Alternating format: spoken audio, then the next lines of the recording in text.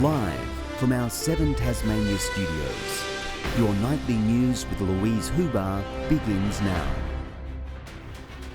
Good evening. First in our bulletin tonight, an elderly woman has died after being ramped at the Royal Hobart Hospital for 2 hours. The concerning incident brought to light on the same day the Premier unveiled a grand plan to ease the burden on the state's health system. Facing increasing strain on the inside, waiting hours for a hospital bed has become the new normal. Premier, we understand a woman died while she was ramped at the Royal 2 days ago after lying there for 2 hours. The Greens bringing ramping woes back into the spotlight, with the Health Department confirming a patient died in the emergency medical unit 2 days ago. The Royal Hobart Hospital and Ambulance Tasmania undertaking a review to understand the circumstances. The government can try and spin this any way they like.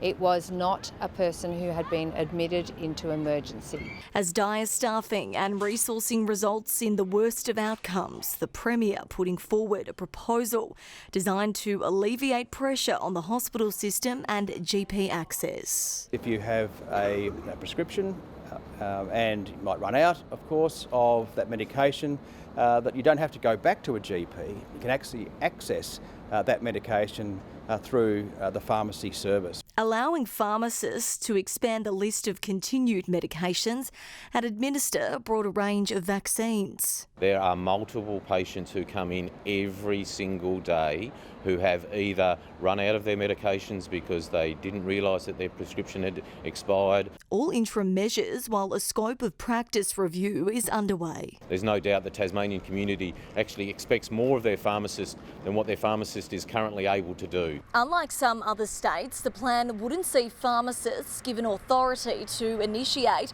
or prescribe the medications, in a move being welcomed by Tasmania's Medical Association. We do not believe that the pharmacy training is sufficient to be prescribing in most instances. Grace Evans, 7 Tasmania News. In the final question time of the year, the state government has faced a barrage of questions. The Attorney-General's intervention in the TasCat selection process under scrutiny, with a respected former commissioner among those to have been cut. If you needed proof the Premier was counting down the days. The last question time of the year. Can I say how happy I'm about that? Inside, you can see why. The Attorney-General forced to defend her decision to strike 4 names off a list of recommended appointees to TasCat. Former Anti-Discrimination Commissioner Robin Banks among them. I'm not going to talk about individuals, that I took into account the need for TasCat members to be impartial and independent. Ms Banks says it's distressing her impartiality has been questioned in Parliament. Certainly it feels that I am being punished for caring. For caring about the quality of law and the quality of equality in Tasmania. It's the Attorney-General who has shown us this week that it's her that can't act in an impartial way, and it's the Attorney who has failed to act with integrity. Questions asked about Lara Alexander's comments at a conversion therapy forum last night.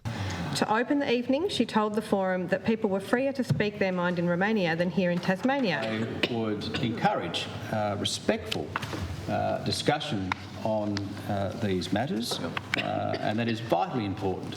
Independent MP Christy Johnston tabled 6,102 signatures calling for a ban. They want to see everyone treated with dignity and respect. It's wonderful, absolutely wonderful. It's really uplifting. Government businesses will be scrutinised next week. Friday's hearings into Hydro Tasmania and Tas Networks of key concern. Josh Duggan, 7 Tasmania News. A coronial inquest into the deaths of 4 police officers by suicide has moved to Hobart. Today's hearing was told Senior Sergeant Paul Reynolds was an outgoing person but seemed flat when police left his home the day before he died. He was facing serious child exploitation allegations at the time. The coroner is also examining the death of Constable Simon Dark, who was on duty when he died in February 2019. A prominent tourism advocate who helped get Western Australia's Optus Stadium off the ground says a similar venue in Hobart would be an economic game changer. In the state, to meet local tourism leaders, Evan Hall says the number of sporting events and entertainment acts seeking out Perth's new stadium has exceeded expectations and encouraged visitors to stay longer. He says WA locals also had concerns around health and housing funding and debated the future of its existing AFL ground Subiaco when Optus Stadium was proposed. There's a difference about having one that's right in the heart of the city, that is going to enliven the city, that's going to activate the pubs, for which you've already got the hotel infrastructure and the room stock is there, and its ability to take it from just a local experience to making it a world-class experience. The Subiaco area is now residential housing. TT Line will double the day sailings across Bass Strait over summer as demand for the Spirit of Tasmania hits record levels. Travellers are being urged to book early despite the extra availability. The company says its new ships, due to be delivered in 2024, will reduce the demand. The extra sailings will run until April next year. Vets are urging Tasmanians to protect their pets this summer amid a nationwide shortage of tick anti-serum. Debunking the misconception tick paralysis is uncommon in the southern state, we're being warned not to become complacent. Small but deadly. These 2 ticks were found on 12-year-old Ziggy, but at just a fraction of a 5-cent piece, they initially went unrecognised. I just thought it was something actually physical. We did check him for ticks, couldn't see anything. So both the kids and we just combed him and we couldn't see him, they were that tiny.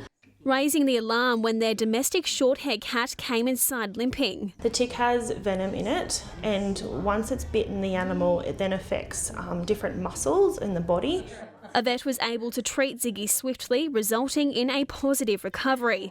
But it could have been a different story as the nation struggles with a tick paralysis anti-serum shortage. It's actually quite scary. So we get the tick anti-serum from areas in New South Wales, which we do know were heavily affected by the flooding. The state is also seeing a boom of ticks from the recent rain and heat. It's kind of burned through a lot of our normal supplies. So unfortunately, each clinic is down to either a vial or 2, or some actually have none. As we wait for the state stockpile to be bolstered, pet owners are urged to remain vigilant. Prevent, come in, buy, you've got your chews, you've got your spot-ons, they're easy, you just pop them on the back of the neck. We have to be checking them at least every 2 days. We call it like a finger comb technique. So you basically just get your fingers and your nails and you start from head to toe. Doing our part to prevent our precious pets from feeling unwell. McKenna Bailey, 7 Tasmania News. St Mary's Pass is still weeks away from opening as repairs continue after heavy rains caused a landslip last month. Motorists are being encouraged to use Elephant Pass instead, despite the road also undergoing works. Crews are progressing on fixing landslide-affected sections of Poatina Road with 1 lane of traffic open. Ballet dancers across the state will take to the stage on Sunday, hoping to join one of Tasmania's top ballet companies. Those who steal the show will secure a position to fulfil their dancing dreams. Squeezing in some extra practice before the big dance. We have been doing pointing, stretching exercises. These dainty dancers are hoping to break a leg on Sunday, auditioning to join the Tasmanian Youth Classical Ballet Company. It's about joy of performance, ultimately. So we want to see dancers who come in and love it and smile and work and actually understand that the reward is the hard work. The juniors will participate in a simple ballet lesson while the seniors showcase a more complex form of artistry. Dancers in the north also invited to submit a video audition. We're really excited to be statewide again, so we're opening our Launceston branch and to be led by Alison Wynne from up there, who trained at the West Australian Academy of Performing Arts. Successful applicants will also have the chance to learn from Jason Gio, who flexes an 8-year career with Russia's National Opera and Ballet Theatre. I've started from the basic, like the flexibility and the coordination, and then to teach them how to perform and how to be, to be confident. You learn amazing life skills, not just how to dance, but like organisation. The company hoping to scout out Tasmania's year's top talent. Audition positions still available for dancers aged 7 to 19 years old. Brianna Boylan, 7 Tasmania News. It's the season of giving, and the Rotary Club of Tamar Sunrise is calling on the Launceston community to help support families experiencing hardship during the holidays. The Christmas Angel Project, in partnership with the Northern Suburbs Community Centre, encouraging those more fortunate to give back. For $21, you can purchase a Christmas lunch for someone. For $31, you can purchase a Christmas gift for a child, and for $51 you can purchase a Christmas hamper for a family. We know our community that come in and doing it tough, and we know the difference that it makes to them. It's immeasurable. Donations are open until December 7. Jackson Bird has ripped through Victoria on day one of Tasmania's Sheffield Shield clash. Bird took 4 wickets as Victoria was skittled for just 121. Tasmania is 4 for 102 in reply. Jordan Silk and Jake Doran at the crease. At the toss, Jordan Silk liked what he saw. We want wickets that produce results, and I think this one certainly looks like it's going to have one. And he was on the money. Yeah, and that one takes the edge and goes straight to second slip. Travis Dean gone for a duck. Nick Madison went soon after for a single run. Those on the MCG tour had come at just the right time as a third wicket fell in front of their eyes. And is that an edge? Yes, it is. And Chandra Singer is on his way. As predicted, the green pitch was causing strife and keeping the slips on their toes. And there's an edge, and he's caught it first slip. Matt Short's disgusted with himself.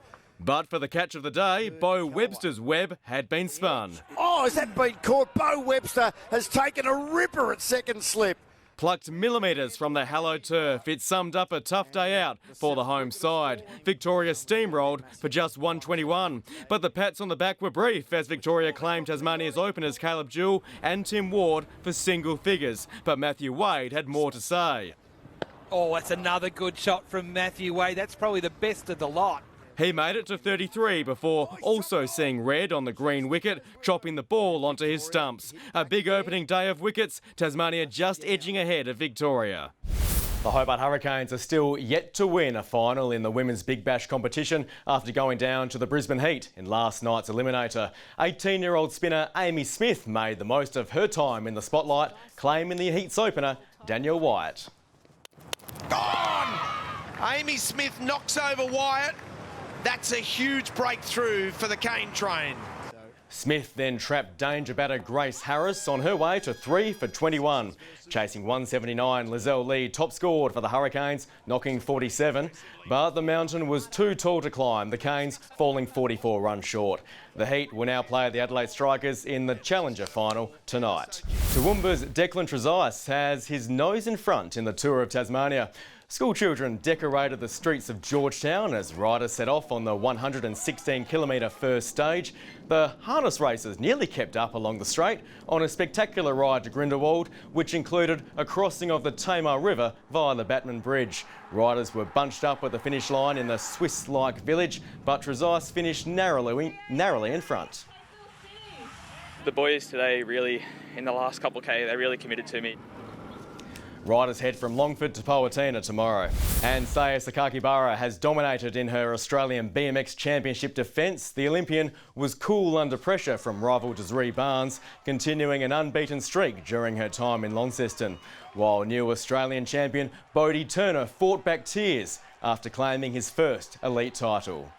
I'm 28, yet to win a elite national championship, and to get one today is just...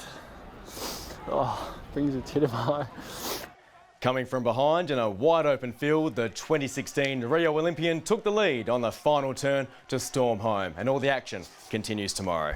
Good evening. Hobart and Devonport 21 today, Launceston 22 and Burnie a top of 19. Now those temperatures were to 3 p.m. and it did seem a bit warmer later in the afternoon, but then again I was in a sauna. St Helens 21 degrees, Bushy Park 20, Friendly Beaches 19, Flinders Island 18, King Island and Low Head 17 today and Strawn 15 degrees. Yes, it's an easy life. Clear today over the central north with cloudy conditions over the west of Tasmania, but a bit of high clouds snuck over the east as well. The middle of Australia continues to have that cloud cover, isolated thunderstorms dotted over the tropics and some low-level cloud over southern Victoria. Tomorrow a high sits over western Victoria as a cold front approaches us from the south. The winds west-southwesterly, they'll increase to 20 to 30 knots over the north and northeast in the afternoon. So we have a strong wind warning for waters between Stanley and St Helens Point. Hobart for Friday, a shower or two and just 16, 17 the top for Huonville, a shower or two for Campania, 16 the maximum. Launceston 19 with a shower on the way, cloudy for Devonport, 18 the top and 19 for Georgetown.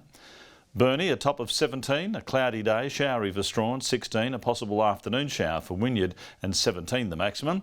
16 the high for St Helens, a shower or two for Swansea, 17, 16 for Port Arthur. UV at 9 tomorrow and that's very high. On Saturday, light showers developing late morning, then increasing in the evening. Showers on into Sunday as winds fresh and westerly, and on Monday, partly cloudy over the east, showers developing over other regions. Partly cloudy and 23 in Perth, sunny and warm in Adelaide, a high of 20 on the way for Melbourne, a possible shower for Sydney, sunny in Brisbane, but a storm possible over the far north. Partly cloudy and 16 right now in Hobart, 19 in Launceston, clear in Devonport and 18 degrees. And Louise, we all admire the way you've dropped everything at home to read the news while Kim Miller is away. And also, you've got to appreciate Kim Miller and her appreciation of our new EBA in the fact that she's really looking at that new clause of ours with the unlimited sick leave. Really milking it, isn't she? Honestly, poor Kim, I don't know how she does it 5 nights a week. That's all your news for now. We'll be back later with updates. Thank you so much for joining us. Good night.